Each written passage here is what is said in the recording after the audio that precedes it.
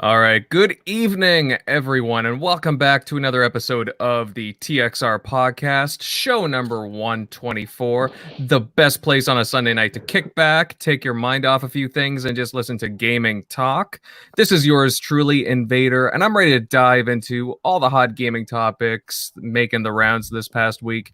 However, before we get into things, let me introduce the esteemed TXR panel.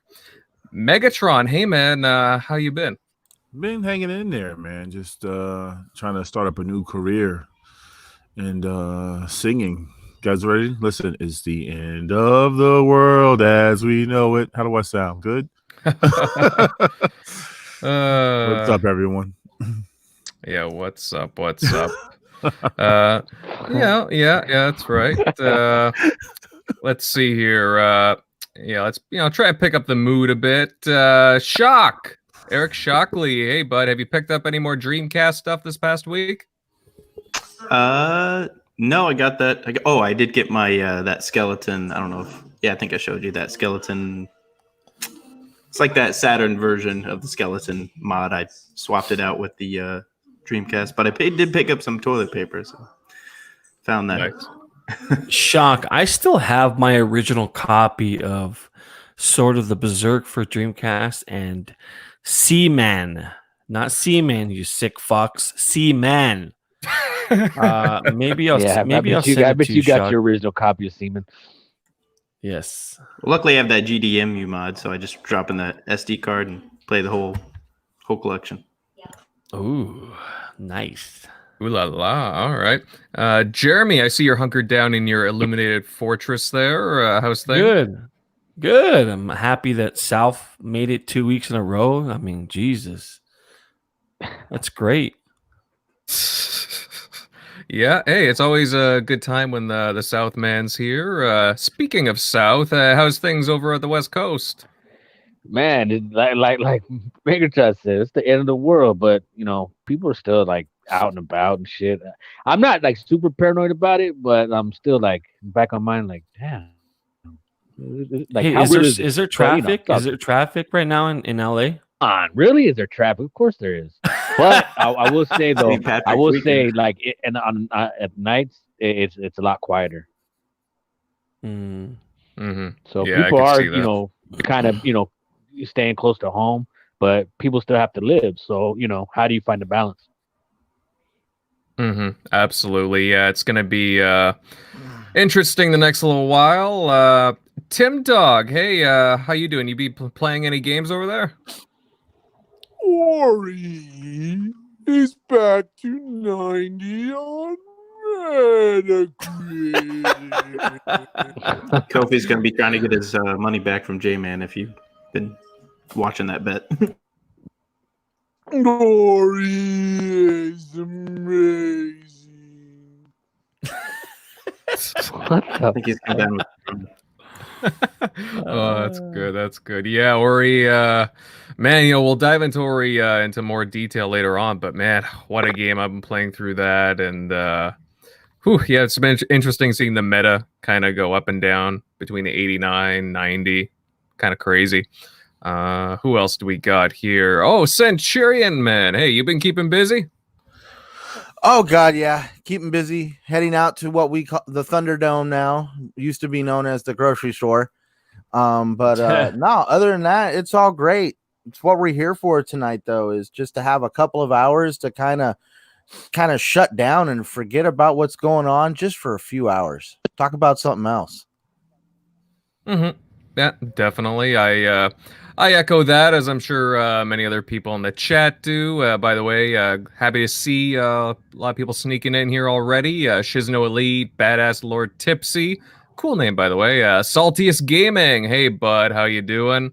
But yeah, guys, before we dive right into the topics, before we get into the news, I would like the opportunity to let all the listeners know that we are currently having a giveaway going on for a digital copy of the newly released Ori and the Will of the Wisps. Just head over to the TXR Twitter feed and check the pinned tweet on ways on how to enter. The giveaway ends Monday, March 23rd. Guys, definitely get in on that.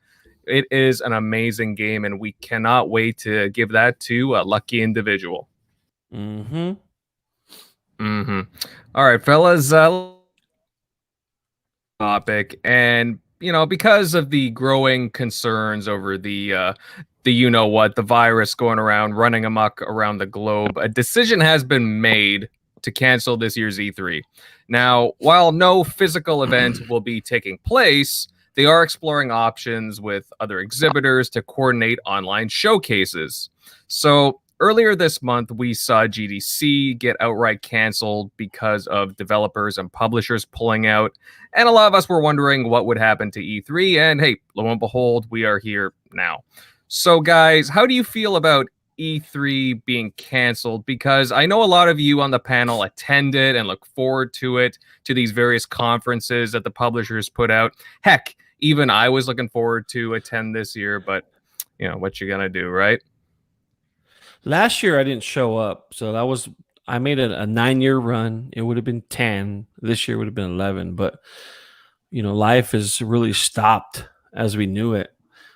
Schools are closed, businesses, sports. I've never seen anything like it. And I was talking to my grandmother too, and she's been through a lot of shit, and she's never been through something like this before. People are blowing out water, people are blowing out everything they can get their hands on, basically. But people don't realize there's a price tag that comes with panic. That comes with pandemonium. When you close schools, a parent has to watch their kid or find a babysitter, which, a price tag is associated with that. People miss work or whatever. When you close sporting events, people lose work. Businesses close, people can't afford rent, car payments, et cetera, et cetera.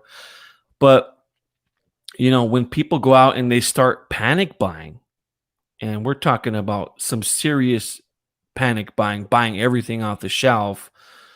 There's a family or elderly person that really who suffers. I was watching some video of this elderly person strolling down the aisle, and she was trying to find food, and she couldn't do it because people were taking it all. And it's things like that where there's a real cost to everything. And the question is not about if the virus is not serious, because it is serious. We have a total of 4,000 deaths worldwide, but really, how serious is it? The average seasonal flu kills about anywhere from 290K to something like 600K per year. That's every year. And you don't hear, there's not chaos that ensues regarding that. But a lot of panic is gaslighted by this media nowadays, where, they say shit like the mortality rate is 2 or 3%, when it's actually not 2 or 3%. It's actually below 1%. And they're only looking at the confirmed cases where it's killing about 2 or 3% of the people. They're not looking at it from they're not taking it into consideration all the people that have gotten sick from it and just that live with it. But there are people in the media reporting over the next few months that this summer, all the house systems are going to crash. Everything's going to be on lockdown, which right now, basically, it is on lockdown. And they don't realize that, during the flu season is during when it's cold, because flus last a lot longer in the cold than they do in the heat.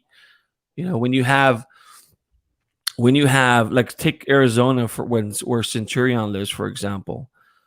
Centurion, it gets hot there. So if somebody touches 100-degree, let's say if it's 90 degrees, right? And they touch a pole outside and they're contagious, that pole can be, 110, 120 degrees. So, and it ultimately kills the virus in warmer weather. That's why you see in warmer weather viruses like the flu, there's fewer cases of them. I don't know if you guys noticed that, but I'm sorry to go on a rant, but it's life has stopped, and I think we got to talk about it. So do I think E3 still has a place in this industry? I think it does. I think you're going to see it come back because it's a good place to get together and to develop relationships and to see what's going on in the industry. Yeah, they can do something off-site or whatever, but I think it's coming back. I don't think um, it's gonna end anytime soon. But people really need to turn it down a notch. It's you know it is very serious. Don't get me wrong, the coronavirus is very serious, but it's on one hand, again, you have the media gaslighting everything, where it people are just rushing out and buying everything, and it just creates more of a crisis. So that's my take on everything. E3 is just an afterthought right now. Mm-hmm.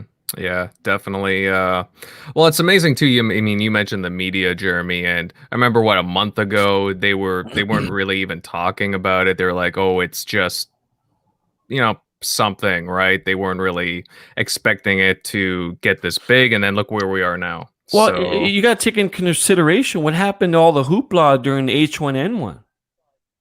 mhm, H1N1 killed a lot more people than Corona in the United States. mhm, So, I just think the media is just making everybody. It's like fear factor, mhm, and like I said, people are buying. People don't realize that if you just go out and you buy what you need, and you don't panic, all that stuff will just continue to come in. It'll continue to come in. But what's happening is they're just overloading the system, creating more of a crisis. So mhm. it's just crazy. I think the issue is just how contagious it is what their fear is. Well, Just 'cause okay, people can walk around with they it for like what 14 days, well be highly contagious and not even know. they still don't know how contagious it is. Take for example the cruise ship that was going to Japan. There was a specific cruise ship that went from the origin of where the virus started to Japan.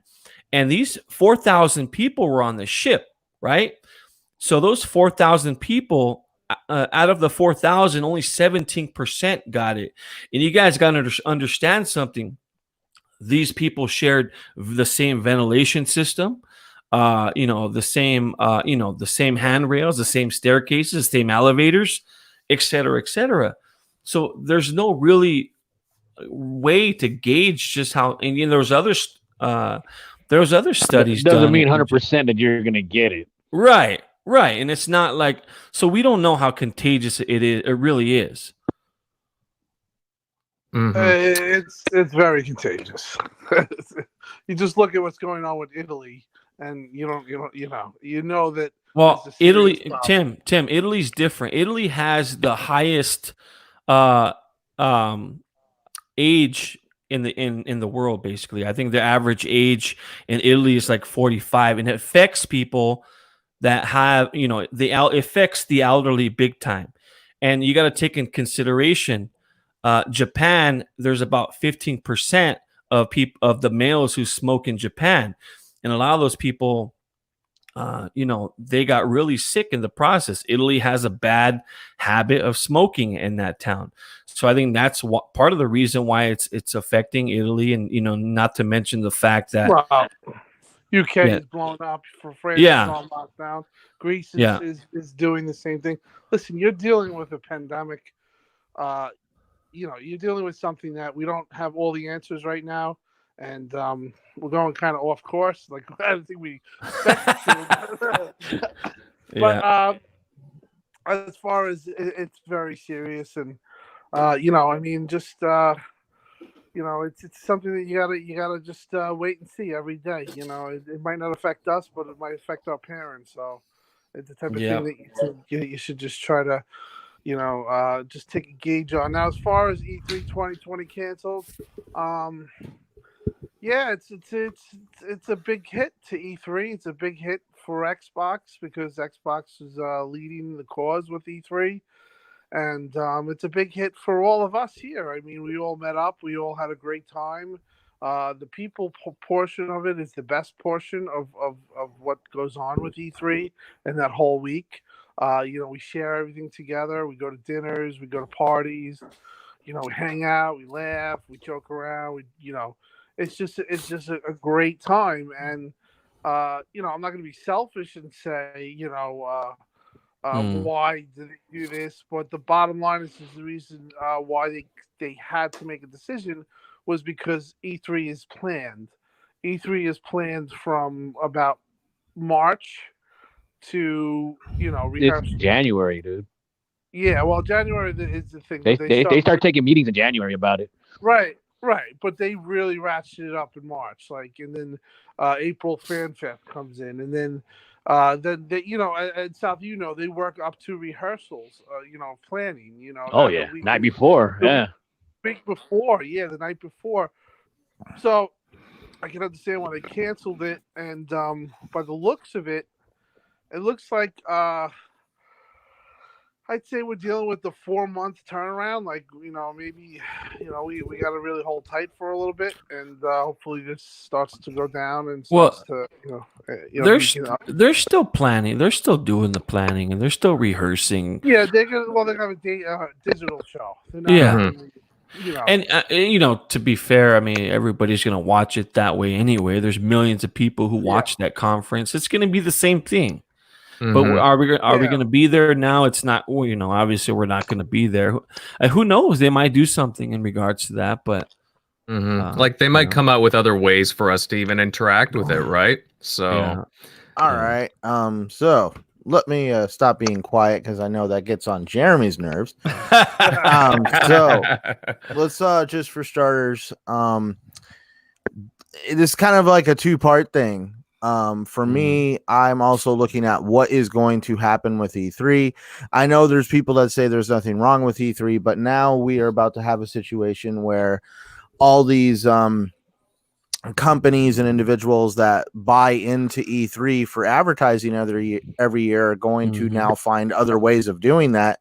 So you're almost making it to where you're giving them a chance for them to see how they could do it without E3. What happens next year when there should be another E3? Is E3 going to come back? Yeah. Should it come back in the same capacity that it is? Should it come back in a different capacity? I've said this on a couple shows. I've even heard others say it. I honestly feel E3 should be something that is almost like a traveling event. That like WrestleMania, something that embraces gaming culture and just moves around the United States, not held in the same place 2 years in a row. Yeah, I mean that's what it is now. But the fact that they don't move it around, it's a huge event. There's nothing like it on Earth. It's a great event. There's parties everywhere across Los Angeles. There's events. These people pay for different events. Bethesda has their own thing. EA has it's E3 still a huge deal. So you can't. But you guys, do you think we'll have an E3 next year? I think that's what Centurion's really pushing for. I don't know. They're going to have an E3 next year the way we do it as of now when everyone gets to travel, because the economic downside of what's happening right now with everything shutting down, and I already have friends losing their jobs because of this. I don't know how it's going to. I mean, there's no cure for this virus or whatever. It's going to affect a lot of people financially in a lot of different ways that we haven't even realized yet. I think more. And that's what I'm saying. There's a cost to everything that they do. So when people start going crazy and start shutting everything down, I don't know. Well, I mean, the World Health Organization is calling it a pandemic. And I think we need to proceed with caution and be careful. And the problem is that people are going to panic, and you don't want to be the last person in line trying to get your supplies. That's the problem. Like, you want to get as much as you can because everyone else is going overboard, over the top. And then whether you're 80 years old or 30 years old, if there's nothing left, there's nothing left. I think people are kind of just taking it a little bit too far when it comes to shopping, but you do have to be ready, I think. And I got notice just of last night that we may be open tomorrow, but as far as the rest of this week, we're shut down. And I'm in the construction industry. Well, at least You you know. get some time off. But I mean, you got to work. I mean, you can't. Yeah, I mean, we got to pay our But bills. I mean, I hope they try to yeah, bill. would you get unemployment if it's shut down? But I even think at that so. though, it takes a couple weeks to get unemployment started. No, okay. This is where we're going into a different territory. Yeah. You know, as far as that go, we've never experienced anything like this before. So I think, the government has Little our red back tape, in that red tape, regard. yeah. We'll see. Well, But let's see if I they think, bail us out like they bailed out those banks. yeah, exactly. I So think, but it's, you but can, this is a gaming channel, but it's hard not to think about this. yeah. It's I am paranoid. Every time I cough or I see my kids, I see their little faces. I mean, I have a family of 5. Yeah. They sniffle. I get a little nervous. And we were Yeah, out kids- Walmart yesterday, and they're rolling all on the floor, and I'm telling them, please get up. They're not listening. They're just trying to live their lives. You're Yeah. trying to be, but Mhm. it's definitely it's a different time we live in. In fact, What a in difference fact, the world a year makes. Go ahead, Tim. really what a difference January makes. I mean, January through where we are now. Well, about a year. I was supposed to be in Seattle this week, so Yeah, I wish wow. we could go back. I wish we could go back to just normalcy. A lot of things people take this shit for granted, and I can say myself for taking it for granted, and it sucks. It is what it is, but we got to do what they tell us to do and what they want, and hopefully this just goes away. Now, by next year in March, they might have a vaccine. I think that they're talking about March 2021. If that's the case, I'm sure there'll be shortages of that. But Mhm. at that point, we'll have a real understanding of if we can have these social gatherings. Mhm. It's just hard not to, even though it is we're talking Xbox, it's hard not to really kind of reflect on it because we're in it right now. We're all here and it sucks. So let's just be honest. I want to Sucks. just ask you, I've been Tim, home really all quick. weekend. How was it? Well, you were at the Garden recently, right? That was like probably one of the last basketball games. Keep that stub. Shit. How was that? Weird. It was like a ghost town. Like you know Yeah, how like when you go strange. out, when you go in New York City and you're in Midtown, Mm. everyone was just people were just like trying to stay away from each other. The concession stands, that nobody was going to it. You could tell it was never. I'd never seen something like that in my life. It definitely bothered me. It was like a different world, and The only time I've seen it like that, Tim, and you can vouch for this, was the day after 9/11, or the day of and the day after 9/11. right. But people came together when that. Yeah, Yeah. this See, is different. This now, is like now, repulsion. like you cough in front of somebody, people are gonna not like you. Like they're gonna look at you, they're gonna push away from you. Like today, I went to the supermarket and this lady was wearing a mask, and we were walking, towards each other, and she saw me and she did a vert left. Like she didn't want to be within 6 feet of me. And I understood that, but that's just the way it is, or that's the way it's gonna be. The when you go out right now, and I don't even know when this to go to a restaurant right now or go out socially. I don't even think people are doing that anymore. I mean, for myself, I stayed in all weekend. I went shopping today. Like Jeremy said, there's no toilet paper, there's no milk, there's no eggs. It's like stupid. Like I Yeah. tell you what, though, I was coping with Xbox Live, and Xbox Live went down for me at least. I'm like, what in the world? Well, yeah, that that was was time to panic. that was trending on Twitter earlier man. today. Like I had no issues. I had Xbox Live. I was using it all earlier today, but apparently there was a lot of issues. I guess everybody, is doing the whole social isolation thing and logging on, play some games. And I mean, I understand something. When we distance ourselves from other people, it's not going to go away. It's not going to go away, because if one person has it again, then there's going to be another outbreak. So I just don't understand, the whole. I mean, yeah, you don't want everybody getting it. You don't want everybody to die and stuff like that. That's not what it. But No, I understand what you're saying. See, yeah, but you get so many people that don't follow the rules too. Right. So where does People it end? Where do we get our lives back? When do we get our lives back? And it's one of those things where we're just gonna have to deal with. I mean, Well, maybe it's easier for me, and maybe it's easier for Invader because we live in places where, we're already kind of isolated from the rest of the world. Like, I live in a pretty densely populated area, but oh, you do? Okay, but I'm talking about for myself, for example. I mean, we have some of the best water in the country. I can go 2 blocks and drink from the river over here, and I don't have to worry about food because deer populate our streets. Yeah, deer populate our streets. I could just shoot a deer and have meat for an entire year and feed my family. I don't think it's gonna get that bad. I mean, No, I'm just saying, well, you're going on Last of Us territory there. I'm just saying, shit. Jeremy needs to remember he has sent me mail. I have his address. Yeah. But the thing is that I think Phil mentioned it today, and the big companies, even Steam, with this new thing where it's called social distancing, I think it's called, basically that stay home. With that, you're going to see a real big uptick. And Phil mentioned it today. He said, he's glad that they're able to do that. But with that comes a little bit of you might get more outages, because if everyone is staying home and everyone's trying out gaming, then guess what? The servers can't hold it; they crash, and that's what happened tonight. Because there's just too many people connecting. Yes, Steam it's funny. Go ahead. It's funny you mentioned that because when I looked at my friends list over the last couple days, there was the most people I've ever seen on Xbox Live at one time. I don't know if you guys take a look at that. No,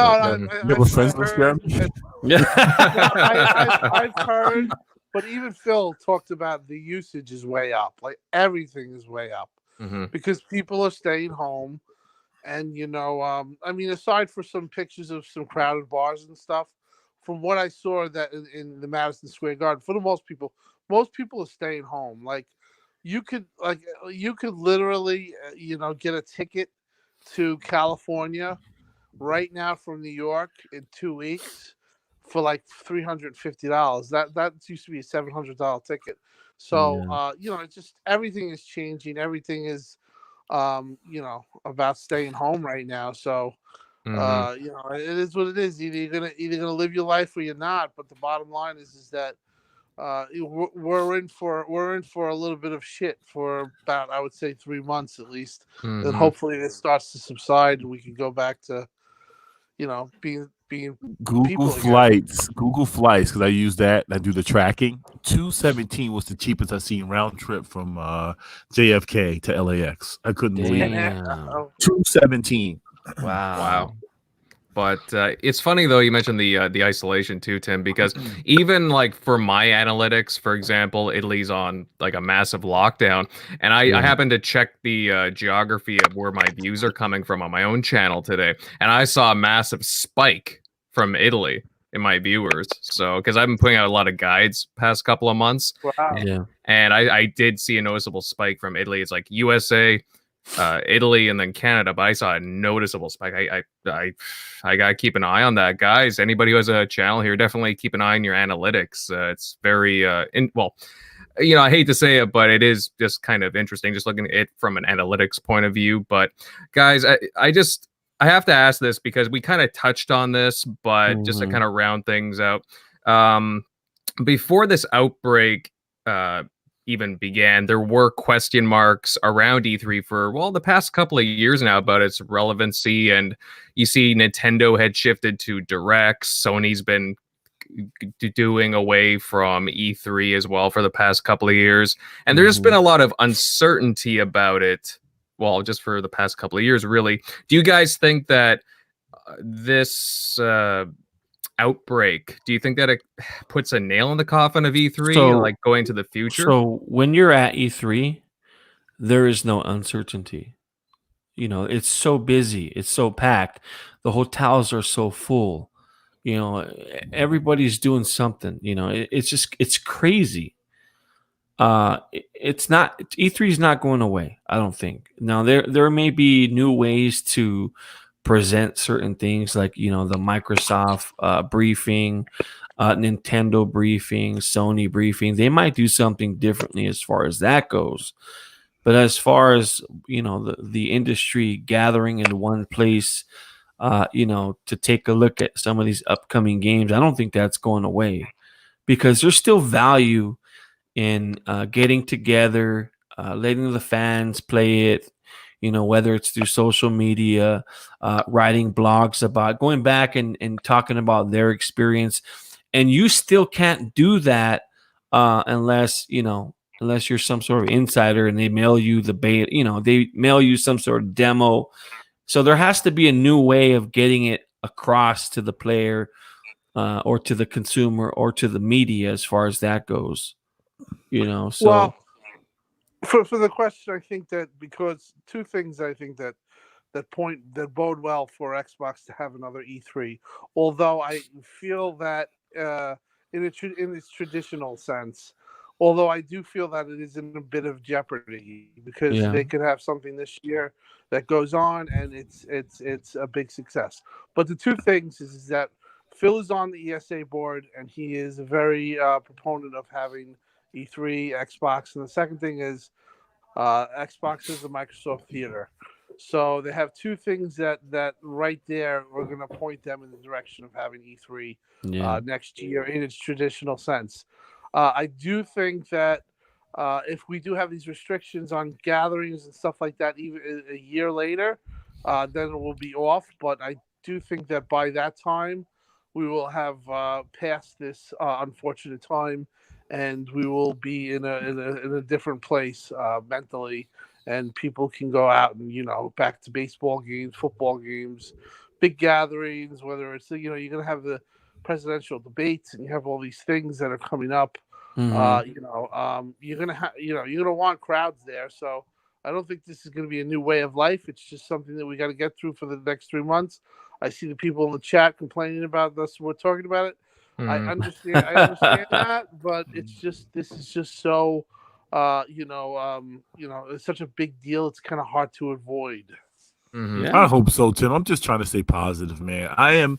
The big thing for me is the economic portion of this, and this is a game changer for everybody. I don't care how much money you think you have; it goes quick when you don't make it.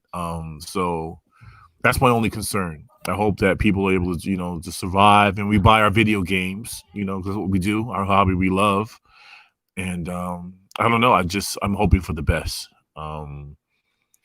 and I don't know. It's hard to stay positive. I'm trying. I'm really trying. Ori came out though. Let's talk about something else. All right, Jeez, guys. We'll tell you what, guys. We'll definitely move on to another topic. But again, everybody, just stay safe and try to be very reasonable with how you go about things. Maybe second think your interactions and such. Just an idea. But okay, we're gonna move on to other news, and it seems like Microsoft has some more information to share about the Xbox Series X soon. With the cancellation of GDC, Microsoft is now hosting 2 days of live streams on Mixer for March 17th and 18th. Now, the topics during these live streams include inclusive game design, Gears 5 accessibility setting, and a very interestingly titled Xbox Series X plus Project xCloud equals a new chapter in gaming. Now, with a title like that highlighting the new console and xCloud, do you guys think that we'll hear how players will access the service on the new console? nobody, huh? What happened? You know what? I literally stepped away No, when he was asking the question. As far as that, yeah, I think it's going to be. Last week I teased something and it didn't come to fruition, but I did ask during the week, if that thing is still going, and the response I got was that it was delayed to next week, maybe because of E3. I didn't really pry, but I do think that next week we're going to get a lot of news. Tomorrow, maybe. And with this Xbox Series and Project X Cloud, I think they're going to go through a lot of stuff as far as we'll finally get our answers, or we get some type of vision that they have with what they're going to do with X Cloud and how they're going to interact it. But yeah, for this, and like I said, there might be some other stuff. Next week we might get some stuff that we can actually get some new information and stuff that we can talk about, and it'll be it'll be nice. It'll be nice because we kind of need it right now. We need some info and take our minds off of everything. But so I'm looking forward to the 17th and 18th, and maybe tomorrow. Hopefully that something will pop across my screen at 9 a.m. But Hey, do you think they're going to show some games? Hopefully. no games. This is just technical talk at this point. I think Okay. they want to. With GDC canceled, Xbox was going to be at GDC, and Yeah. they obviously because of the news and everything, they canceled it. But they wanted to have a panel to talk about this stuff and to give us some type of insight on the technical nature of what's coming out. We might actually learn about Lockhart maybe this week. And You think finally... they'll give you the full specifications, or you think they're gonna? Well, I mean, they're pretty. I don't think they're going to fully go full, but they're pretty much giving a lot on Series X. They've given the teraflop count. I do think that they are not going to give. I think this is going to be more of a technical overview for the developers and for the people that that do this stuff. But it'll also be some information for us, the enthusiasts and stuff like that we'll talk about. We might get, like I said, we might get some information finally on what they're doing with Lockhart. So I do think that next week or this upcoming week. We're going to get a nice bit of info. Now, when you're referring to the technical side for people to, are you referring to like how developers can right, like enhance their titles, their older title? Okay. So you might hear some stuff on VRS. You might hear some stuff on DXR, which is their, or I think it's DXR, which is their ray tracing solution that they have built into the API. You're gonna hear DX12 stuff. So speaking of ray tracing, have you guys ended up checking out that Minecraft ray tracing? I haven't seen it. I've seen it. Yeah, I've seen some ray tracing stuff. It's very impressive, but I guess we'll see how they implement it. But I mean, for the Minecraft stuff, it's really cool. Yeah, it's like a different game. Does anyone know the deal with the whole Apple X Cloud thing? Like, why is the rollout so different? Yeah, and there's only one game on it. Like, what the hell? Well, here it has something to do with like Apple's how many games how they're locked down and everything. Yeah, Apple's a little stringent with their rules apparently, or they have a very they're very different with the way that they handle things with their store and apps and whatnot. But I'm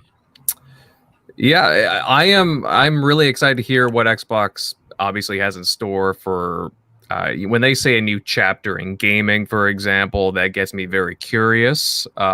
Maybe like what Tim said, I'd be curious to see if they showed off anything with Lockhart or whatever improvements. I mean, obviously, if the rumor is that Lockhart's going to be like heavily invested with the cloud, then I could definitely see them showing off something like that. And yeah, you know what? We could use a sizable chunk of news like Tim was alluding to, because we haven't really heard much since, probably, man. A couple weeks ago when they showed the teraflops. Yeah, true. I just kind of like what they're doing. You know, they were at the Game Awards. They dropped that huge bomb there, and then a couple weeks later they announced something, and then a couple weeks, like you said, with the teraflops. And they've just been slowly, dropping these little tidbits everywhere, these little breadcrumbs. It's getting everybody, pretty excited. Just you want to see something like, obviously what Jeremy was saying, will they show any games? It's hard to say. Although I've heard that In Exile is going to be showing off something. I think Double Fine as well is going to be a part of a talk, if I'm not mistaken. I don't know if they'll show off anything in particular, but that would get either way. I really want to see more about the ecosystem and just have them talk about the Series X in general and the cloud. I just hope they don't like overshoot their, the expectations for people, and then they underdeliver, because it's a trying time right now with the new generation coming out, and then I'm just worried that they're gonna just try to do too much, because we don't know what PlayStation is doing. So Yeah, I hear you. There is some concern as far as Xbox showing all their cards, but I think Phil knows what he's doing in that regard. Mm-hmm. Well, it's nice to see confidence, right? And I do really like them, coming out with a little bit of, strutting their stuff kind of, because this generation, they've kind of, played their cards close to them. They haven't been as forthright as they used to be back in the day, right? When they see, I disagree on that part, because if you guys remember the start of the year, Xbox used to go MIA for a good, 5 months. Now it seems like we get news weekly. Every week there's something that either Phil Spencer releases. I think he realizes that now, where we're starting to get news every single week. And our appetite is insatiable. That's why. Yeah, and I think they understand that now for some reason now, but it wasn't like that before. Mm-hmm. But it would just be very interesting to see what they announce. I mean, obviously, even the guys in the chat, Nine Lives is looking forward to some more news. Dreadpool, others think, there's a lot. Apparently, the others think Turn 10 is supposed to be there as well. Maybe they'll show off some tech. That would be very interesting. Turn 10 has been very quiet. Guys, it would just be. I'm very curious to see. Centurion, do you have any thoughts on the matter? Man, I've been trying to figure out what to say, because I don't know why when I was in purgatory there, I had a thought and then it got said, and I'm like, oh, there it went. Purgatory in limbo. It's limbo, actually. That's right, limbo. It's actually the green room. We hang out there, just chill. So this whole situation with Xbox, I really do hope they do put out some information here soon. Are they going to stick to the same schedule they already got established? Because GDC was around around when? Would have been a week ago, something like that. Oh, GDC would have been a week ago. So yeah, now at this point, okay, so they are. I guess we are going into that mode where they could release information at any time with no warning whatsoever. So it's going to make things real interesting going forward. I'm kind of wondering who's going to release their price tag first. And also I don't want to be that guy, but I see it being talked about more and more. Is there that potential that the consoles could be delayed until 2021? Yeah, you know what? It's a possibility. Definitely a possibility. I see that happening, because with the trade system the way it is, I mean, there's apps you can look at and you see all these ships that are just stuck outside of China waiting to go around the world, deliver goods. So that, I mean, there's such a backlog as it is right now. We're not even talking about in 6 months when these consoles are supposed to come out, in the industry. So yeah, I think it might be prudent in the next couple of months to say, hey, you know what, we're gonna have to delay it. Let alone the games that are coming out too. I mean, don't be surprised when you have more game delays. I mean, a lot of these companies, they have studios they work in, but I guess they'll have to get used to now working from home. Props to Moon Studios, by the way. Yeah, I don't think it's gonna delay any games, because these people, like you said, they can work from home. A la Moon Studios, they're the best at it. Seems like it anyway, but yeah, I don't think it's gonna affect that. But as far as the console space goes, I think for sure you're probably gonna. Unfortunately, you're gonna see the the X Series X probably get delayed here as well as the PlayStation. I think it's a certainty it's going to get delayed because, like I said, Yeah. look at all these companies shutting down their warehouses and stuff like that. These, like, right now the components need to be built right now, and if these places are closed, it's just it's just going to bottleneck. Yeah. Well, according to other Zinc in the chat, lady from AMD said no, there will not be a delay. Oh wow. All lady. of their product doesn't come from China, so I think China's the least of our worries right now. See, but the only thing is, she's speaking. There won't be a delay through AMD.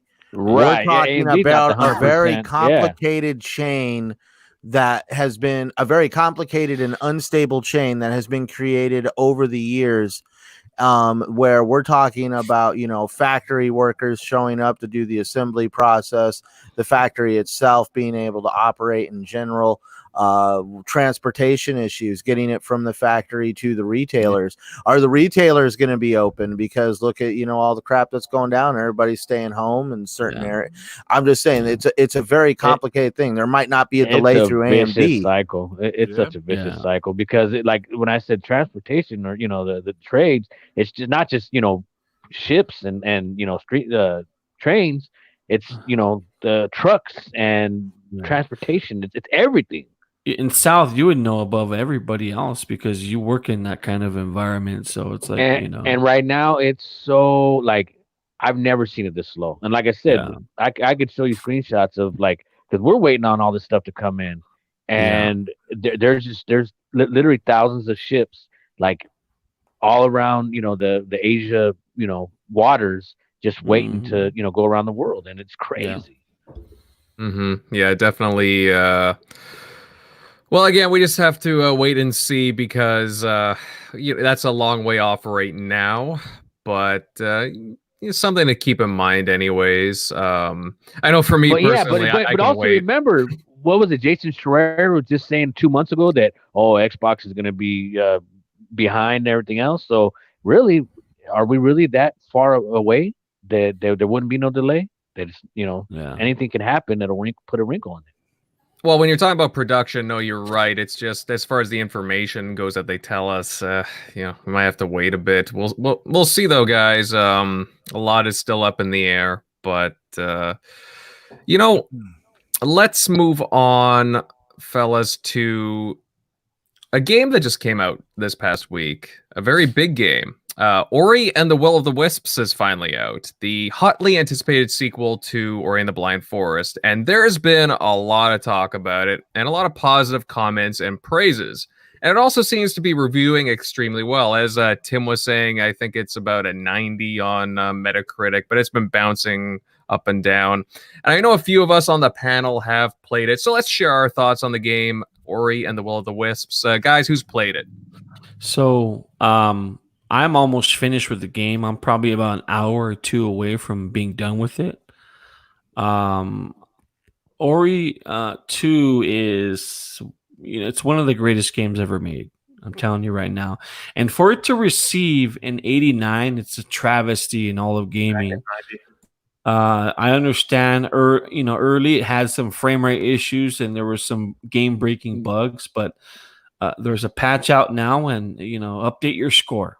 Because this game is everything that you can possibly want from a title. It has great graphics, it has great gameplay. The controls are some of the best in the industry. It has great characters, something that was lacking in the original game. Yes. It has great characters. Level design is top notch. It's better than it's ever been. The music is probably some of the best I've ever heard on any platform, whether it's movies, whether it's video games, whether it's any kind of music. The list goes on and on. Ori 2 really is a complete package when it comes to gaming, and there's never ever been a game just quite like it. Even beside, even the first one, I go as far as saying that it's probably the best platforming game of all time. Yes, even better than some of the Mario games. So it's a special title that Xbox desperately needed in a time where We had some questions about some of their gaming, some of the games that are being released. I mean, it really is an amazing title. Absolutely. And I'm with you on this, Jeremy, because I've been playing it the past week as soon as it got released, and I've only just passed the windmill levels. I I was looking forward to this game, and honestly, I didn't think that I would be enjoying it as much as I am. I'm really enjoying the narrative and the world that they've added to that what Moon Studio's done, and what you talked about as well. There's a lot of interactions going on in the game, and just it's so refreshing what they're doing, because before, I mean, I loved Ori and the Blind Forest, but it felt a little empty at times, and now you have all these interactions going on. There's all these characters that you get to meet in the game, and it's just really, again, very refreshing. And also the action in the game, the combat is absolutely astounding. I can't believe the different options that you have right at the beginning of the game, and it's a lot. I just really find the game fun. And also, this goes without saying, but with my experiences with the game, just it's gorgeous. There's such beautiful environments, and even the little interactions too. You brush by everything. You brush by everything in the game. The way that you interact and everything just kind of, I don't know, there's a nice flow to it. There's a nice interaction. I just really appreciate that. The game is absolutely gorgeous. The music, the graphics, the animation go perfectly together. I'm about maybe 3 hours in, but I am enjoying every last minute of this game. I wish I was playing right now. I can't say enough about this game. Right now, my favorite, I guess, option to use is that I guess you get to pick which weapon, I guess, style of attack you want to have this hammer thing. I don't know what it was called, but you kind of swing it around and it has this huge. Oh, I love it. Yeah, dude, me too. As soon as I picked it up, sorry for interrupting, but it's like it was one of the first things I selected for those abilities. And as soon as I saw that you had this massive club, this massive hammer, it was just like, oh, you know what, I'm going for it. It's like a Thor hammer or something is what I refer. I look at it as it's my little Thor hammer. But the game it's a masterpiece. I just that's all I got, man. It's just an absolute masterpiece, man. I wish if you own an Xbox, you should own this damn game, man. It's on Game Pass. Now, this is a system seller to me. This is a system seller. It sells Game Pass. It's gorgeous. Now you have games like Red Dead Redemption and The Witcher 3 who have their their game, and Zelda Breath of the Wild, where it feels like a living, breathing world. And I don't think it's ever been done before to where Ori 2, I'm just going to call it Ori 2, but it's never been done before as far as a 2D world feeling like it's a living, breathing world inside. The characters are there. Just the art direction is amazing. Just everything about the game is just top notch, and it's just great. Yeah, it's interesting that you say that too, because what would you call Ori, like a Metroidvania type of game? Yeah, and I've just never seen that before. Like this, right? I've never seen it before in gaming. So they really, as far as making it feel like a living, breathing world, it's never been done before as far as 2D goes. How do you guys feel about this? For me, it's a AAA in my book. The level, the amount of work they put into this game, I would say this is a definite AAA. Oh yeah, game. Well, I don't know if you can classify it as a full-on AAA, but that it doesn't really need to be discussed in that vein, because I think Jeremy pointed it out. It might be the best platform or 2D type Castlevania game of all time. So, I'm about 10 hours in. I am thoroughly enjoying it. Gareth Coker, to me, is one of the most talented composers in gaming today, and I do think that he is such a talent that he is actually he has a lot of places he can go with what he does. I think he is so good at what he does. The everything that's like you said, the flow of the game, everything flows correctly. The platforming, the combat, the music, the sound effects. the world is just so awesome. So many good characters. It's the start of the game. You like just the way it starts, just amazing. Yeah, How, I would say honestly, this is one of the must-have games this generation for Xbox. Smart that they got this IP because I think it's a killer IP. I've heard through some channels that you're talking about 5 times the sales of Ori Blind Forest. Uh, you know, um, And that's including Game Pass too. and that's not including Game Pass. So that just gives you an idea of what's Mm. going on here. And as you guys remember, Ori and the Blind Forest sold a lot. So this game is a massive financial success. It looks to be. They were very smart to make it physical. They didn't make it only digital only, so you can go into a GameStop, you can go into a Walmart, even though we don't go to those places anymore. But you can go anywhere in Toys R Us, and you can get a physical copy of this game. So they nailed it, and I'm very happy to hear that it's doing very well. I heard that the development wasn't the easiest, but they are one of these studios that does everything from home, so they're kind of unique in that aspect. I heard they're up to 80 developers now, so mhm. Moon is their next game might be multi-plat, but they have really done a great job here. We had Thomas Mahler on the show, and he said he expected a 90 or higher, and I know he was really gung ho about it. So, but I'm happy that it's 90 right now with 52 reviews. Now, wouldn't you agree, Tim, that the game is it's above 90? Yeah, I think though the technical aspects of it, the droppings and stuff like Yeah. that, you could deduct 2 or 3 points. But if it was a perfect game, let's say that it had no performance issues, and it makes me laugh for the people who like make fun of it, say this is it's a TD side scroller. When you look at this game on an OLED and you look at it with HDR, the graphics and the game is just absolutely gorgeous. It's 60 frames per second on the X, which is not easy. It does drop a lot, but it does have its stutters. But you're also dealing with a developer that's not it's not the biggest of developers, but they've gotten Well, bigger, and they probably could have shored it up. But the bottom line is, yes, Jeremy, I do think it's like a 92, 93. It'd be like a 97 if Nintendo releases. Right. And speaking of physical copies, they did a hell of a job with for $50 giving you that collector's edition, which yeah. it's well, well like worth I the said, money. I heard it sold like crazy. So So I had some technical difficulties early on. This was before the update, and once the update took place, it was a day after. There was another. I think there was a total of 2 updates that got sent out.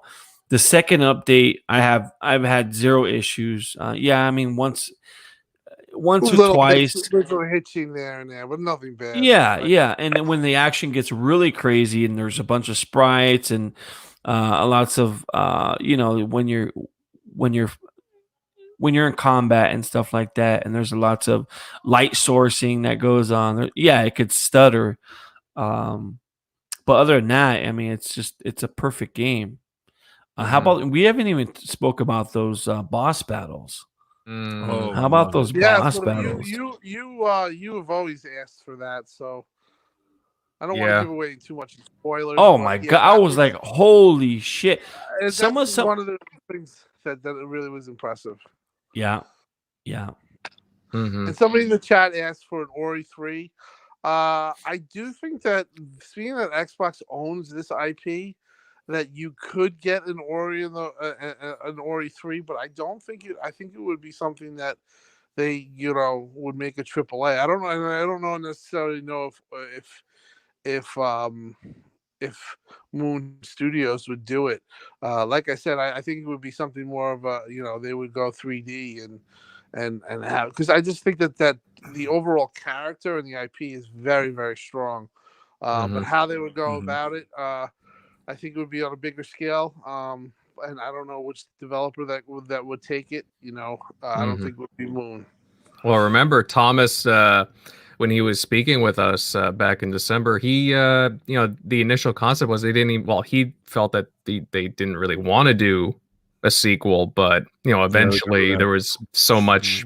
They want to go forward with it. A lot of people in the studios. That's what kicked it in gear. Well, I think we're gonna see a sequel. Just a third game, but just not anytime soon. It's probably gonna be in another, at least 6 to 10 years before we Right. see another. Yeah. Now, Xbox owns I cannot believe that Moon did not secure the rights for this IP. I do think that was a big mistake on their part because I think that they're a studio that I don't think that their next game, I would say, is going to be multi-plat. I don't think that they're, as you would say, I think Thomas didn't want to be purchased by Xbox. I heard that he's always said that, and I do think that he might want to, make a game that's for all platforms to see how it does. Yeah. Nintendo included, because I know that they have kind of a nice relationship there, or they see that as a potential. So I think for them to lose this IP or to not secure it was a huge mistake. I think it's a big game for Xbox. Yeah, I think there was reasons for that, and the reasons being is when you're a developer who is unknown, and you'll do anything to get your game Right. on a platform. I think that's the reason, but I think the team is creative enough and has enough talent now to where they can do whatever they want with any company. They've proven that with these 2 games. I think they deserve that right to where they can develop whatever game they want for however much money is needed to make it. I think Thomas has proven now that he deserves that, and his team deserves that.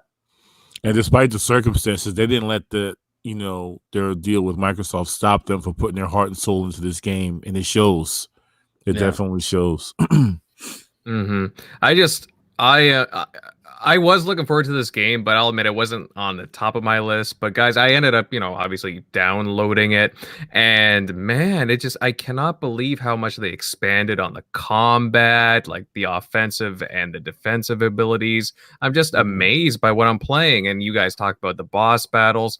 I'm currently I just went into the like snowy area. I don't want to spoil anything again, but I'm a little of a ways in there, and I can't believe how massive the levels are and just the amount of detail and color on the enemies, the backgrounds. Man, the Moon Studios have done an outstanding job with this game. Would you guys rate this as, for this gen, is it Xbox's best IP this gen? Yeah, it's definitely the best game Xbox has produced up to this point. Absolutely. Yeah. Best new IP this gen. Like when you look at the Xbox One's library of the unique games they've put out, games like you look at Rise or Quantum Break. Again, I'm just spitting out a few games here, but what's your guys' take? Because Ori, it is so phenomenal. So if we do categories, I would definitely say it's their best action side scroller platform. I mean, because I like Sea of Thieves too. It's just a different type of game, so I think that should be a factor, right? I mean, and then I like Titanfall as far as the shooter, and that's theirs. It's only on Xbox and PC, but when you look at just when you just on your hand, you just look at the awards and the prestige and the the way people are talking, it's one of these games where Xbox has never had this kind of success. I mean, I'm talking about this generation. I mean, definitely guys in the chat. Sorry, Jeremy. Just like people are bringing up Forza, and no, it's just we're just talking about new IP this gen. Like Forza's been around since the original, but obviously Forza's awesome. Don't get us wrong, but for this gen, is Ori the best new IP that they've put out? So sorry, continue, Jeremy. Oh, go ahead. Oh no, I'm done. I just wanted to clarify that in the chat. I would definitely say it's probably it is the most recognizable for sure, most popular, probably more than likely. Definitely. It kind of sucks saying that, considering there's been some really good games, in my opinion, that come out this gen. Xbox does have games. That's my opinion. True But indeed. definitely, Ori has set itself apart though as being definitely probably the most successful new IP outside of Sea of Thieves. I know a lot of people have checked out Sea of Thieves, but we all know that everybody's loving Ori and Sea of Thieves. You either like it or you don't like it. There's no in between really with Sea of Thieves. Mhm. Gosh, but definitely I'm curious to see what they're going to do with the franchise going forward into the future. Because like you said, Moon Studios, or at least Thomas said he doesn't like working on the same project for too long. So it does seem very logical that a different studio altogether would be working on something. I wish they that. would take over Recore. I mean, when I can't help but to think of when you think of platforming. I mean that's I mean the platforming in Recore was amazing, and so was Yeah, I really enjoyed Recore. It's one of these games where it's kind of What like if under the Moon were radar. to take over something like that? I mean, I don't know how that would all entail. I would have to do the research and everything, but I mean, you add some more production that into that game, and you got yourself a hit. Here's a question for you guys, because the other day Moon Studios had tweeted out to Rare about something Banjo-Kazooie related, and that's a platforming game. Do you think that they'd be interested in taking over another Microsoft IP and experimenting with that? Let them.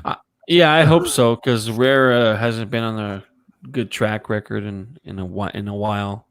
They need to step their game. They need to step their game up over there as far as that goes. But well, poor Rare. Yeah, poor Rare. Shock, have you played any of Ori? Are you interested in playing it at all? Yeah, I played a little bit of it. I didn't get too deep. Okay. All right. Yeah, I like the story where it's actually trying to use some storytelling and stuff this time around. I like a little bit deeper. Shock, what are you watching? Are you watching novellas? All right. Is there a quinceañera going on? I think he's having a party. And I want to answer that question too, Invader. He's watching a DMC put it out convention. there on why, because I'm pretty sure Jeremy's like, oh my God, since Raiden's being silent. With all the events of this week and the fact that me and my wife worked too much, we had to go put some food in our house, which was an experience. And I have had little to no time. I have downloaded the game, but I have yet to turn it on. But I listened to some of that experience, I think last night, wasn't it? You were Tetrising stuff in your freezer? Oh God, we were yeah, definitely. Megatron hung out. Me and Megatron hung out last night, played some Division. He listened to me try to fit stuff into my freezer before we did that. So yeah, definitely. That's how much multitasking I'm doing. Xbox party chat and kitchen work at the same time. Wow. Indeed. Well, sorry, Shock, that we caught you in the middle of Frozen 2. That's what it sounded like. Oh man, it's the best part. They just called on me. But guys, we'll move on. But Ori, obviously, Ori 2, Ori and the Will of the Wisps, fantastic game. I know we all have different preferences, guys in the chat, but it definitely is a game that everybody should check out. I highly recommend it, as do most of the people on the panel. You're definitely missing out. Definitely. And I can't wait to continue on in that. But we'll go on to other news. And honestly, I think all of our bodies are ready for this one. Reggie Fils-Aime, former president of Nintendo America, is joining GameStop's board of directors.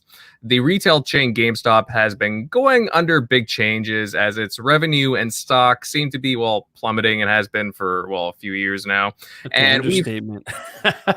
Yeah, definitely. And you know what? We've seen them transition to carrying toys, Funko Pops, board games, and other merchandise. And in a tweet recently, Reggie stated that the gaming industry needs a healthy and vibrant GameStop, and that he looks forward to being a part of GameStop's board and helping to make this happen. So, guys, obviously, GameStop has been, well, it's been having a rough few years, to say the least, especially with the rise and prominence of digital distribution and downloads.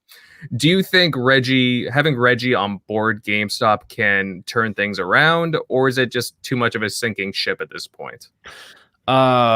He's gonna have to pull a rabbit out of the hat, because I don't know. He's gonna have to absolutely transform what GameStop is. And yeah, GameStop has made the transformation.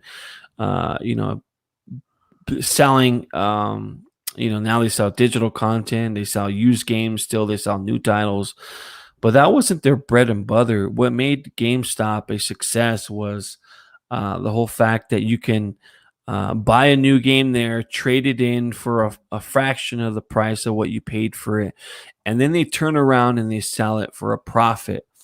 And since they can't do that anymore, or do that effectively anymore, it's going to be interesting how what kind of plans Reggie has for the company. But Reggie has again, he has a track record of transforming the business. Before Reggie, you could say that Nintendo was in trouble before Reggie. And then when he came by, he was instrumental in launching like the Wii and the DS and the 3DS and the Switch, and he really made Nintendo a super profitable company. Nintendo is maybe they're looked at like the ugly duckling in the group, but people still love Nintendo. It has the characters, and Nintendo's an extremely profitable company. No doubt about it. Doesn't matter how well they're doing; they're just profitable. So I'm curious what he's going to be doing. I don't know if he's part of that transition as far as them, bringing in the PCs and having it be more of a place for people to gather and play games. I don't know if that's going to be part of it, but I think maybe you're going to see something in the lines of competitive gaming at GameStop. Now they could launch like teams or something like that, and you could see maybe this day and age with the coronavirus, they had to put that on pause. That shit ain't. But yeah, I mean, I want to hear some of your ideas of maybe something that he can bring to the table that maybe GameStop hasn't thought of yet. I mean, the guy has a Harvard, not a Harvard. What school did he go to? Fuck, I don't remember. But anyway, he has a Nassau Community College. Oh, very impressive. Yes. Yeah, but he definitely has the degree for that. I'll tell you that. And he's transformed businesses in the past, so yeah, it'll be interesting. It'll be interesting what he does. And Nintendo went through a big face change with Reggie, and he was a big marketer. Reggie was larger than life to Nintendo fans, and when he left, Nintendo really felt it. It was one of these things where people went back and said, "Oh man, and Reggie's leaving," because he was almost like a mythical figure, kind of like Miyamoto is, and some of these other guys over at Nintendo. So it's gonna be interesting. I mean, I think he's an excellent pickup for them, and if anybody can revive this company, I think it's somebody like himself.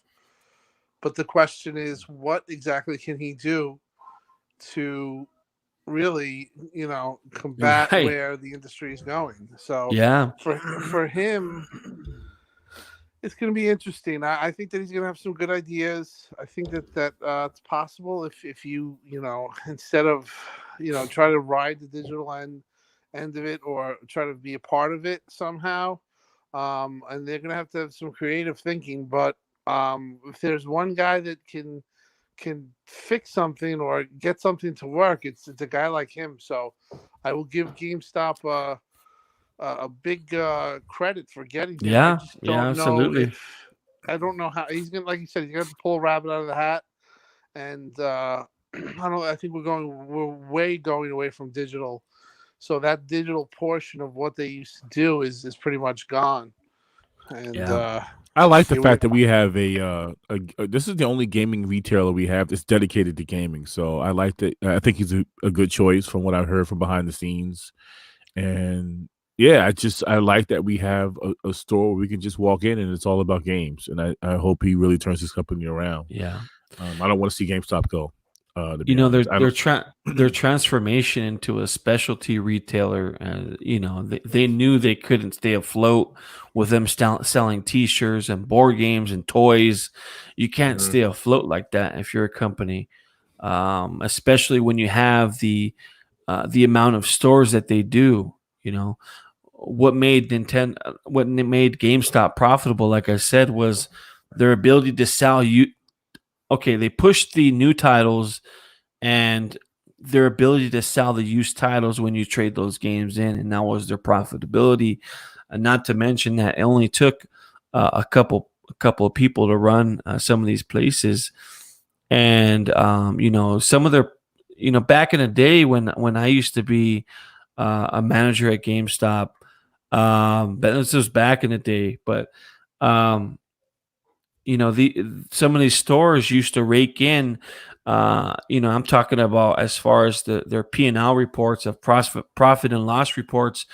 Some of these stores were raking in, you know, anywhere from 100K to you know, 200K to some of the busier stores in malls, which, you know, rent was a lot higher then, so some of them maybe it was 80K for that. So it wasn't much when rent was paid and all the bills were paid.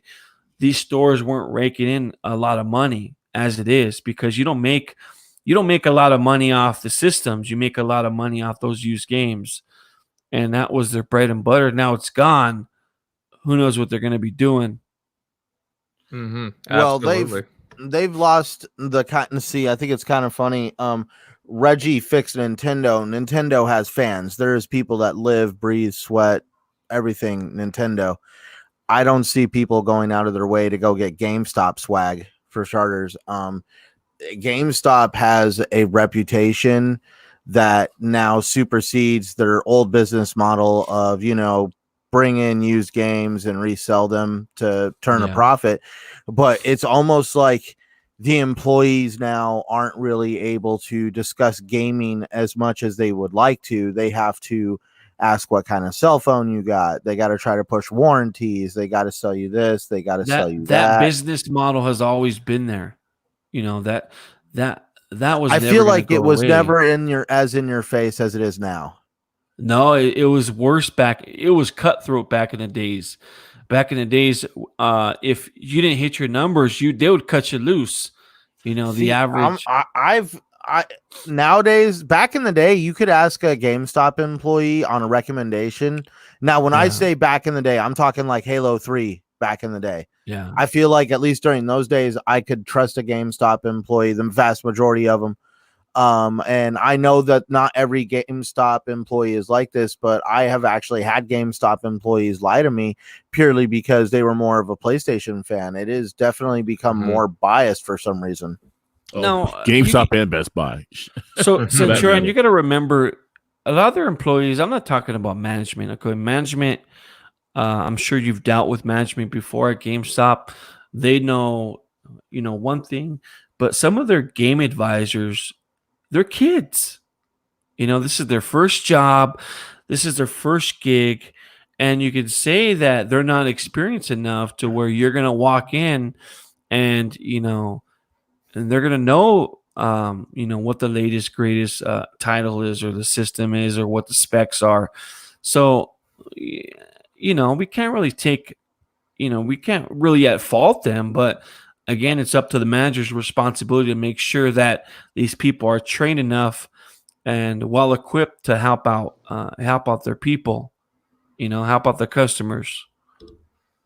You know, I don't know. I will definitely say I just hope Reggie helps kind of change a little bit of that, because that is one of the biggest thing that people do not like about GameStop is the minute you go into a GameStop nowadays, you might as well be at a used car dealership. Yeah. Absolutely. And it's interesting too because Reggie wasn't the only one that they picked up too. They actually hired a few different people for the boards. They have a former Walmart executive joining, and even the current president and CEO of PetSmart, which is kind of interesting.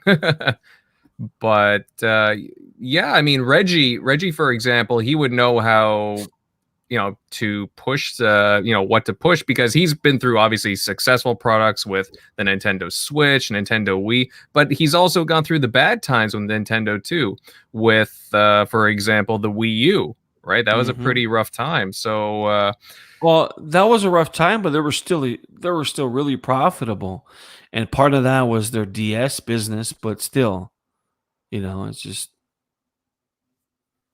now GameStop, they've really tested different waters too. They were even publishing games at one point. I'll admit I don't know if they still are, but they did publish an Insomniac game. Was it Song of the Deep, if I'm not mistaken? That side scroller. That was actually a very pretty game as well. But they've tested doing different things just to survive, just to branch off, but it just doesn't seem to be paying off for them. So I think getting Reggie in and a bunch of these other names, they're really trying to throw a Hail Mary here, guys. well, they have to. Their shares are like at $3 a share, so they still have a lot of employees and a lot of places, and they're still international. Now, Go ahead. I wasn't trying to interrupt, but you mind if I ask a question, Invader?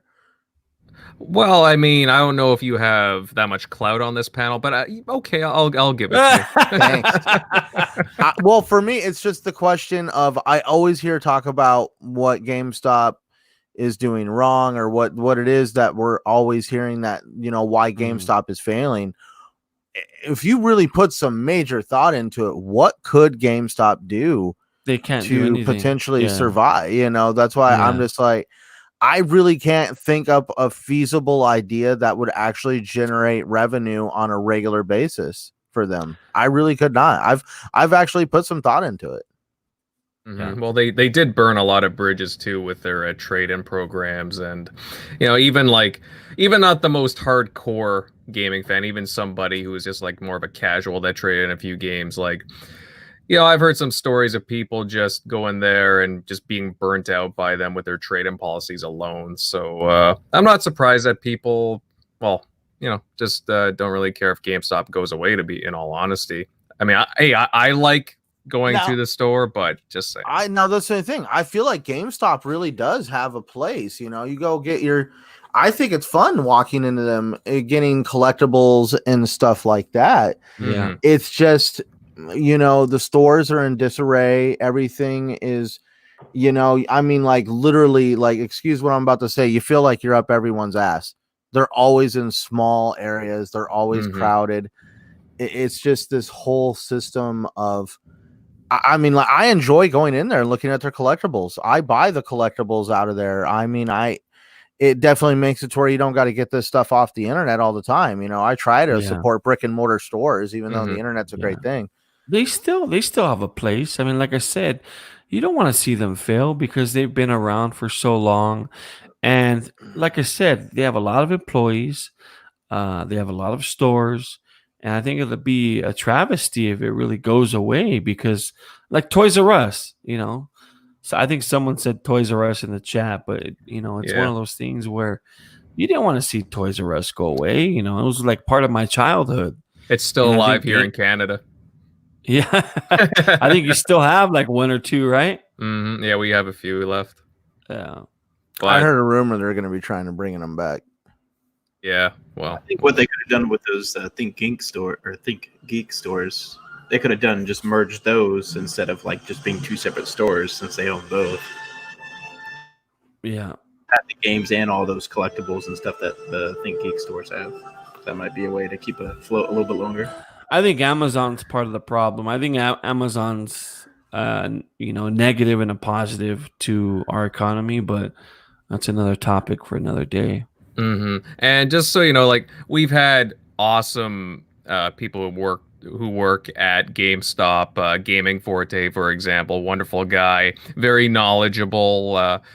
If I could walk into his store one day, that would be great. There are all these experiences that we seem to have about GameStop, EB Games, whatever, and sometimes you get not so knowledgeable or passionate employees, and then you got a guy like Gaming Forte who's awesome. So that definitely has an impact on your overall experience. Yeah.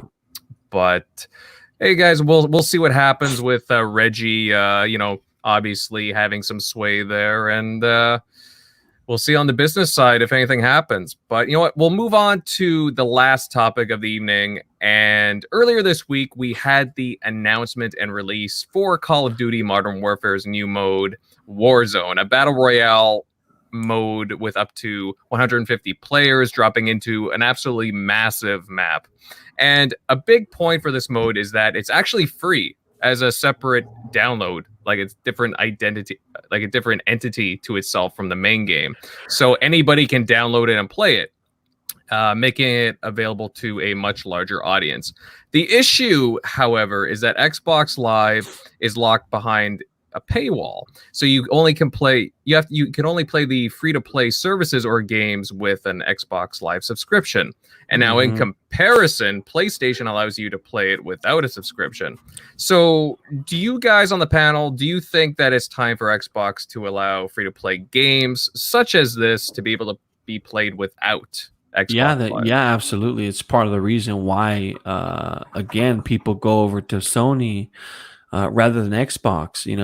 If you could play for free on a PC or a even a Nintendo Switch, you can play Fortnite now I think for free on Nintendo, right? The Switch.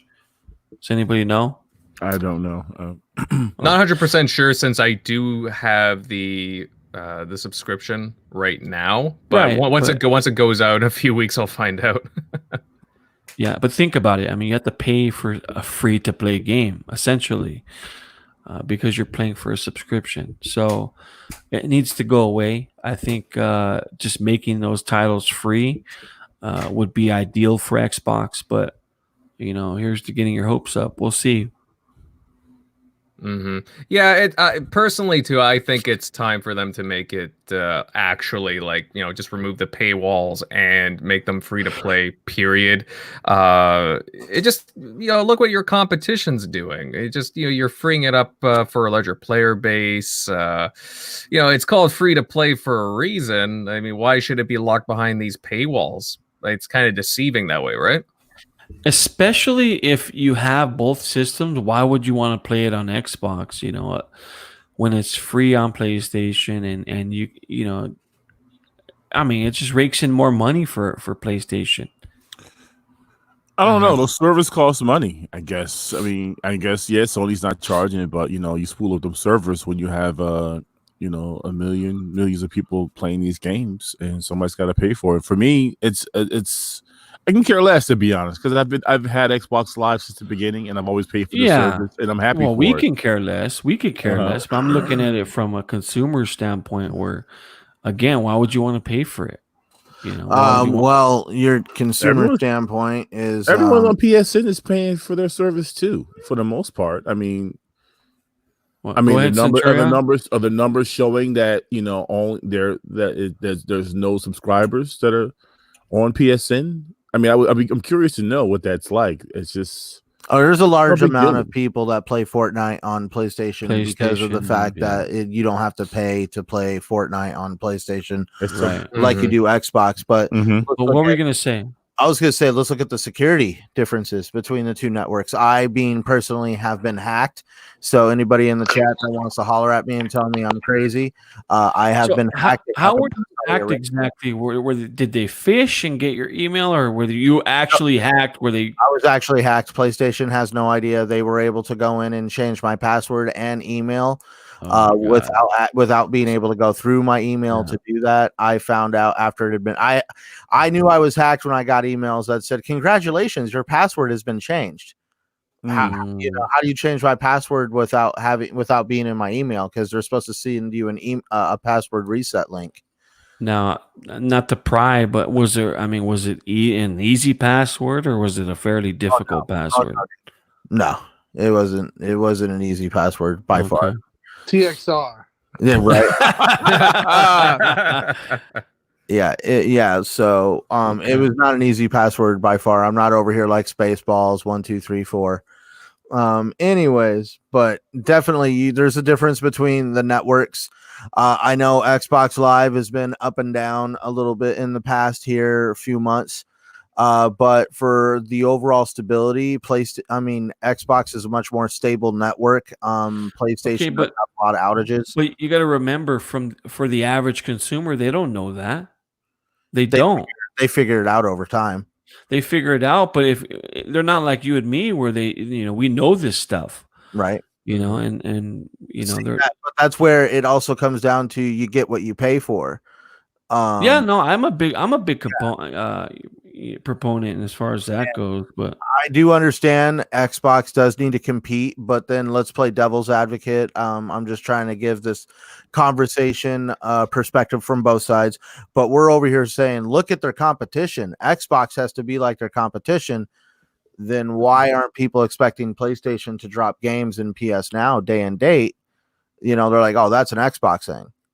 So that's where it's just like what one company does doesn't automatically mean the competing company should do that as well. They're going to have their reasons why they don't. yeah. I just would like for Xbox to kind of be a little bit transparent about the situation. If there's a reason why they do it, they should just say it. I mean, there's obviously an underlying reason.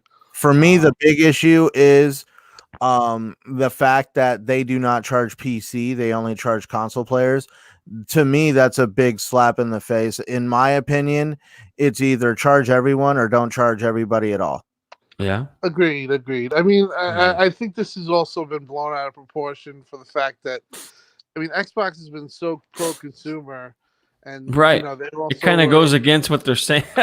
right, but yeah, and they also, they were also on the forefront pushing cross play when it came back to being, I mean, originally PlayStation, talking about PlayStation 3 had some cross play games, but then their stance changed, and Xbox was very hard on pushing cross play, cross progression, and they got a lot of positive feedback because Sony was being hesitant on that, and then they finally they basically said they're going to do the same thing. And one of the things that people brought up was this. Now, I think there's probably a reason why they do it, or they have a thing. I just think they should just talk about it and or address it, because they at one time were charging a paywall just to access Netflix, which was this is start of the generation, Yeah, which which is was absurd. absurd. But they pride themselves on listening to the customer and hearing the feedback, and this is just something that we all can can ask them if it's a big deal. Do we really believe it's a big deal? The answer is probably no. Most people have Xbox Live. Most people can get Xbox Live for a month for free, or they could, there's so many deals. I mean, everyone makes a joke that Game Pass is $1, even though, it really isn't $1. The fact is that if you really want to get on, you can play, but as far as I'm concerned, it'd be nice if they at least address it or just allow it, because I don't really, I don't think it's a big deal unless there's a security reason behind it, for them to just have people that don't use Xbox Live. In my opinion, not to go too long, I think they should get rid of Xbox Live multiplayer play wall altogether. Just have Game Pass and Ultimate, because Yeah. I think it becomes redundant at that point. I think that they can just say, "Hey, you can have Game Pass, XCloud, and Ultimate, and you could pay $10.99, and that's the only pay model. If you want to have free multiplayer, you're welcome to it." But the fact is, they offer so much with Game Pass games, Yeah. XCloud for mobility, and certain things they could actually just have one pay model, in my opinion, and they would kill it, and they'd look great in doing it too, because they would be the ones that lifted the multiplayer wall and just made everything the same, like you said. Yeah, I mean, I'm pretty sure they have these numbers already to where people who they already pay for the service and they already play these types of games. So I think maybe because of that, maybe that's why they haven't changed it yet. So I'm not sure, but well, remember at the beginning of this gen too, while Xbox, in my opinion, has been the most transparent of the big three console makers, and I do like the way that they communicate to their fan base. At the same time, at the beginning of this gen, Netflix and stuff like that was still locked behind the paywall too. And then it took them until 2014 to announce that they were unlocking that stuff for everyone to be available. And I would like to see them push for all the free to play games to be to get truly free, to not be behind the paywall. It kind of makes sense. I don't know why they didn't go the full distance when they did that with the video playing apps. Why they would just not make the free-to-play games actually free-to-play. Yeah, but you can't take people's Netflix away. That's like sacrilegious. No, I'm just kidding. Well, it was behind the paywall, though. I remember early on, like the PlayStation guys, they didn't have to go behind the paywall, and everybody was paying for it on the Xbox side. So, I mean, it was good on Xbox 4 making it available at the beginning of this gen, but at the same time, it took them long enough. So yeah, but Shock, do you have anything to add to this? Yeah, they definitely need to just make it free, just like everybody else, since they're the only ones not doing it. So it just puts more pressure on Sony. So there's less negatives, for Xbox, like they're doing everything right, and then Sony's still, not allowing other things or charging too much for like PS Now or not offering good enough deals. So just one more thing. But anybody remember when you had to have Xbox Live Gold to order pizza through your Xbox? I do. I remember the ordering pizza thing. I do. If you had silver, was it Domino's? I forgot about that. Guys, don't talk about pizza. I can't even order pizza right now, ever. I can't. I'm not allowed. Oh, that's heartbreaking. That's heartbreaking not being able to order pizza. But if you want to jump down that rabbit hole, does anybody remember the Netflix discs? And I'm not talking the movies that would come in the mail. I meant the access discs. Yes, I remember that. They had a contract. Yeah, they had a contract with Xbox. Xbox was the only console that was allowed to download a Netflix app. And to get around this contract, they would give these discs to PlayStation and Nintendo, and you would play it like a DVD, and it would basically run the app. Oh, I never knew that. Wow. I actually have, believe it or not, I have the PS3 Netflix app on the CD. Yeah. Tim, you have a bunch of shit in your basement. I used or to. in your. You don't have it anymore. I gave a lot to Beard. I gave a lot of that stuff to Beard.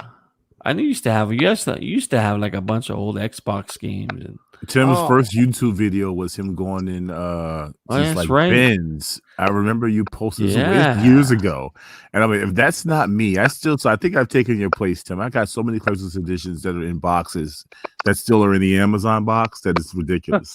Haven't even opened them yet. I actually gave them to Beard. He has a collection on his wall, and I said, you know what, I moved, so I said I'm not really gonna have a place for this. So I sent him all those games. Damn. Sent him about 170. Wow. Yeah, I'm not really one of the guy who likes to keep things around. I'd rather just get rid of it. That's why I'm all digital. Yeah, you can't take that shit with you when you die, so it's better to give it to someone that wants it and that will cherish Speak for yourself. I'm burying myself with everything. My Lancers, everything's coming with me, damn it. Hey, you're gonna need a big ass casket because you're already like fucking. I wanted to put a console in my casket. I'll put There the you go. Xbox. Dude, on. your casket's gonna be in the shape of an Xbox. It's gonna be like, oh, Xbox Series X. Just a Wow. giant one. But all right, guys, I think that about does it for tonight's show. Some really excellent points this evening, and thanks to everyone that took the time to listen in live. Who do we got here? Oh, FC Violent from the Vitamin G podcast. Thank you very much for joining, my man. What was it? We got iMill here. Thanks for joining. The Geeky Nerd, Other Zinc, Crazy Greek Dude, Mr. Kima. Who we got here? Diego. Lots of cool people. General Fade Ape. Thanks for joining, bud. And lots of other cool guys. Thanks for listening in. We appreciate when you guys take the time to listen in.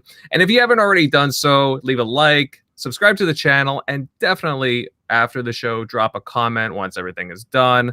Now let's get to some of these outros, guys. Centurion Pal, where can everybody find you?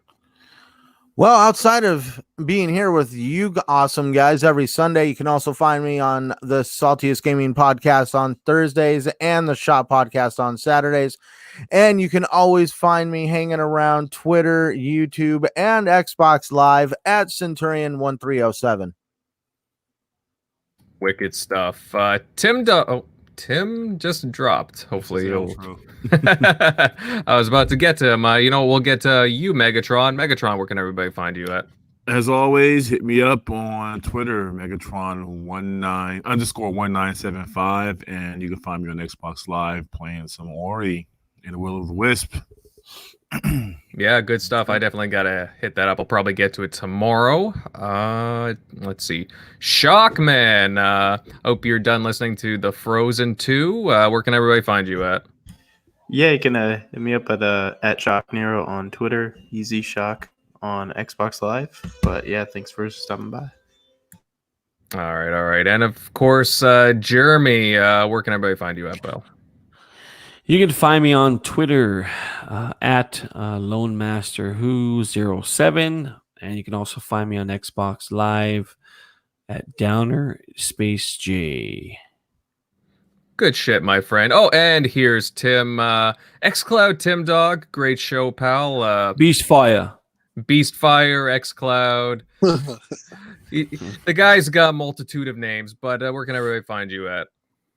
On Twitter, xCloud Tim Dog, and you can also find me the same on Xbox Live.